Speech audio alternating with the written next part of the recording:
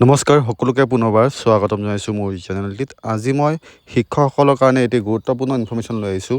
ভিডিঅ'টি আৰম্ভ কৰাৰ আগত সকলোকে এটি ৰিকুৱেষ্ট, আপোনালোকে কাইণ্ডলি মোৰ ভিডিঅ'টি স্কিপ নকৰাকৈ শেষলৈকে চাই থাকিব।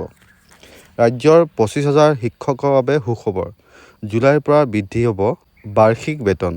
শেহতীয়াকৈ নিয়মীয়া শিক্ষক হিচাপে নিযুক্তি লাভ কৰা ৰাজ্যৰ প্ৰায় 25,000 শিক্ষকৰ বাবে সুখবৰ। ৰাজ্য চৰকাৰে আজি এক নিৰ্দেশযোগে তেওঁলোকৰ বাৰ্ষিক বেতন চলিত জুলাই মাহৰ পৰাই বৃদ্ধি হ'ব বুলি ঘোষণা কৰিছে। উল্লেখযোগ্য যে বিগত বৰ্ষত নিয়মীয়া শিক্ষক হিচাপে নিযুক্তি লাভ কৰা ৰাজ্যৰ প্ৰায় 25,000 ঠিকাভিত্তিক শিক্ষকৰ নিযুক্তিৰ সময়ত ৰাজ্য চৰকাৰে কিছু নিয়ম বান্ধি দিছিল। সেই অনুসৰি তেওঁলোকৰ বাৰ্ষিক বেতন অহা বৰ্ষৰ জুলাই মাহত বৃদ্ধি কৰা হ'ব বুলি পূৰ্বতে নিৰ্দেশ দিয়া হৈছিল। কিন্তু আজি ৰাজ্য শিক্ষা বিভাগৰ সচিব নাৰায়ণ কোঁৱৰে এক জাননী যোগে চলিত জুলাই মাহতে আন কৰ্মচাৰীৰ দৰেই উক্ত শিক্ষকসকলৰো বাৰ্ষিক বেতন বৃদ্ধি কৰা হ'ব বুলি ঘোষণা কৰিছে।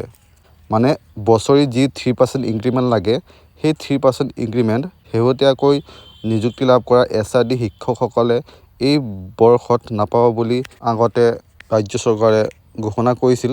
কিন্তু ৰিচেণ্টলি হৈ যোৱা কেবিনেট বৈঠকত ৰাজ্য চৰকাৰে সিদ্ধান্ত লৈছে যে এই বৰ্ষতে তেওঁলোকৰ 3% ইনক্ৰিমেণ্ট লাগু হ'ব। চ' এয়া নিশ্চয় এক ভাল খবৰ। আশা কৰিছোঁ আপোনালোকে মোৰ ভিডিঅ'টি চাই উপকৃত হৈছে। লগ পাম আন এটি ভিডিঅ' লৈ। তেতিয়ালৈকে stay fit, stay healthy. Bye bye. জয় অসম, জয় হিন্দ।